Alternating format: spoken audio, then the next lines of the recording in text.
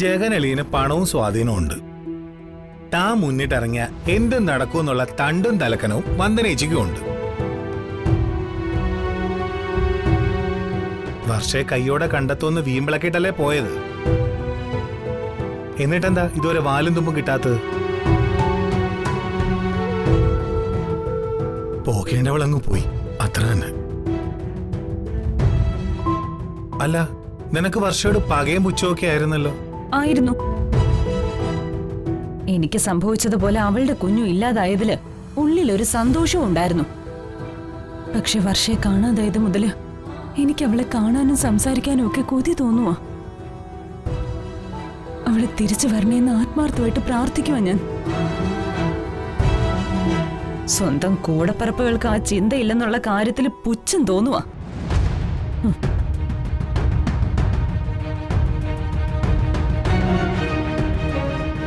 അടുത്ത tension party വരുന്നുണ്ട്. പ്രകാശേ, വിനു ഇതുവരെ വന്നിട്ടില്ല. അവൻ എന്തു പറ്റിയെന്ന് ഒരു വിവരവും ഇല്ല. നീ പോയി അന്വേഷിച്ച് അവനെ കൂട്ടിക്കൊണ്ട് വരണം. അന്വേഷിക്കാനും കൂട്ടിക്കൊണ്ടുവരാനും അവൻ കൊച്ചുകുട്ടിയൊന്നുമല്ലല്ലോ. നത്തയ്ക്ക പോയാലും പോയാലും മേലെ കണ്ടം വരെ. തെരുവിൽ അഴുക്ക് ചാലി കിടന്നവരുടെ കൂടെ കിടന്നവനല്ലേ. കൂടി വന്നാൽ അവിടം വരെ പോവും. അതുപോലെ തിരിച്ചും വരും. അതിനെ അന്വേഷണ കമ്മീഷന് വെക്കേണ്ട കാര്യമൊന്നുമില്ല. പറയുന്നൊന്നും മനസ്സിലാക്ക്. അമ്മ കിടക്കി വിട്ട് എഴുന്നേൽക്കണമെങ്കിൽ മരുന്നും മന്ത്രവും മാത്രം പോരാ, വിനുമോനും ഉണ്ടാവണം. അവൻ അമ്മയുടെ രണ്ടാമത്തെ ഊന്നുവടിയാ. അവനിവിടെ വേണം. ഒന്ന് സഹകരിക്കുമോനെ. വിനു ദൂരെ എങ്ങും പോയിട്ടില്ല. പ്രകാശേട്ടൻ പറഞ്ഞതുപോലെ ഏതെങ്കിലും തെരുവിൽ തന്നെ ഉണ്ടാവും. പ്രകാശേട്ടൻ വിളിച്ച വിനു അനുസരിക്കുകയും ചെയ്യും. ഒന്ന് പോയിട്ട് വാ. വേണ്ട, സാരോപദേശമൊന്നും വേണ്ട. പിന്നെ ഇനിയും പണം കൊണ്ടുവരാൻ പോയിരിക്കുക. അവനെ വിളിച്ചുകൊണ്ടെന്നാൽ ശരിയാവില്ല. ഞാനായിട്ട് ആ വരുമാനം ഞാൻ മുടക്കില്ല. നാണമില്ലേടാ നിനക്ക്?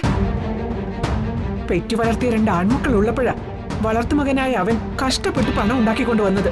മക്കൾക്കുണ്ടാകാത്ത മനുഷ്യത്വം അവനുണ്ടായിപ്പോയി. അത് തെറ്റാണോ? അവൻ തെണ്ടിയാണെന്നല്ലേ നീ പറഞ്ഞത്?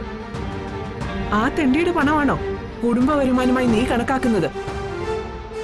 അങ്ങനെയാണെങ്കിൽ ആ തെണ്ടിയേക്കാൾ വൃത്തികെട്ടവനാടാ നീ. മാധവേട്ട, അവനോട് പറഞ്ഞിട്ട് ഒരു കാര്യമില്ല. നമുക്ക് വേറെ വഴി നോക്കാം.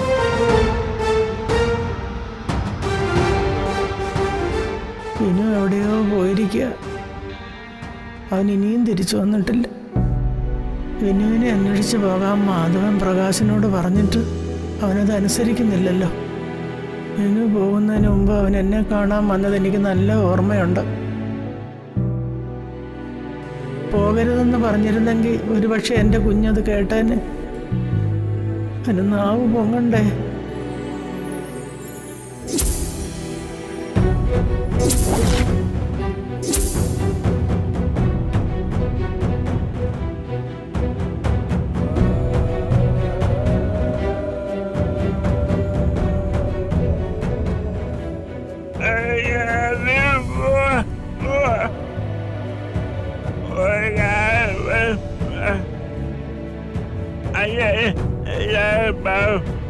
മാനത്തെ കൊട്ടാ